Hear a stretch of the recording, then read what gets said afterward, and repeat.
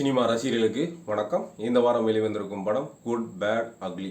அஜித்குமார், த்ரிஷா, அருண்தாஸ், சுனில், பிரசன்னா, பிரபு ஆகியோர் நடிப்பில் ஜிவி பிரகாஷ் அவர்களோட இசையில் ஆதிக் ரவிச்சந்திரன் அவர்களோட இயக்கத்தில் வெளிவந்திருக்கும் படம் குட் பேட் அக்லி. இந்த படத்தோட கண்டென்ட் என்னன்னு பார்த்தோம்னா, ட்ரெய்லரை பார்த்த மாதிரி தான் கேங்ஸ்டராக இருக்கக்கூடிய அஜித்குமார் தான் மகனுக்காக திரும்பி வாழணும்னு நினச்சி போலீஸில் சரண்டர் ஆகி ஜெயிலுக்கு போகிறாரு. ஜெயிலுக்கு போயிட்டு எப்படியாவது தான் மகனோட 18வது வயசில் திரும்பி வந்து ஒரு நல்ல அப்பாவாக மகன் முன்னாடி வந்து நிற்பேன் அப்படின்ட்டு சத்தியம் செஞ்சுட்டு போகிறாரு.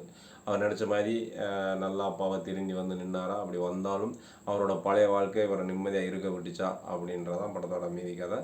இப்படி கடமைக்கு இது வந்து இந்த லைன் வந்து கடமைக்கு ஒரு அப்பா மகன் சென்டிமெண்ட் மாதிரி ஒரு கதையை எடுத்துக்கிட்டு அதை வந்து ஒரு ரசிகரோட பாயிண்ட் ஆஃப் வியூவில் படத்தை மிக ஜாலியாக சிறப்பாக இயக்கியிருக்காரு படத்தோட இயக்குனர் ஆதிக் ரவிச்சந்திரன். படத்தில் வரக்கூடிய ஹீரோ அஜித் அவர்களோட லுக்கு, மேனரிசம், ஸ்டைல், பெர்ஃபார்மன்ஸ் எல்லாமே மிக சிறப்பாக ரசிக்கும்படி இருக்குது. கண்ணில் ஒத்திக்கிற மாதிரி தான் இருக்குது.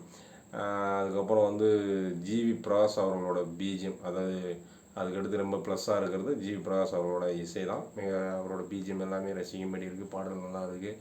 அனிருத் வாய்ஸ் நல்லா இருக்குது. பால்டப்பா அவர்களோட லிரிக் வந்து நல்லா இருக்குது. ஒளிப்பதிவு மிக சிறப்பாக இருக்குது. சில இடங்களில் எடிட்டிங்கே நல்லா தான் இருக்குது. ஃபைட்டில் வரக்கூடிய அந்த சாங் ரதத்துக்கு ஏற்ற மாதிரி கட் பண்ண அந்த எடிட்டிங் ஸ்டைல் எல்லாமே நல்லா இருக்குது. ஆர்ட் டிபார்ட்மெண்ட், காஸ்டியூம் எல்லாமே மிக சிறப்பாக இருக்குது.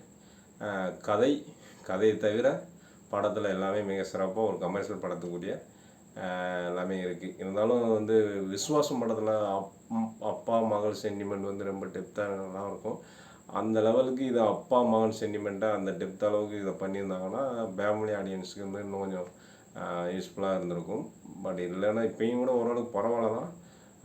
அந்தளவுக்கு பண்ணியிருந்தால் இன்னும் பயங்கர ப்ளஸ்ஸாக இருந்திருக்கும்னு நான் நினைக்கிறேன். இருந்தாலும் படம் வந்து ரொம்ப ஜாலியாக ரசிக்கக்கூடிய ஒரு நல்ல என்டர்டெயின்மெண்ட் படம் தான். நோ லாஜிக், நோ ஸ்டோரி, பக்கா என்டர்டெயின்மெண்ட். நன்றி, வணக்கம்.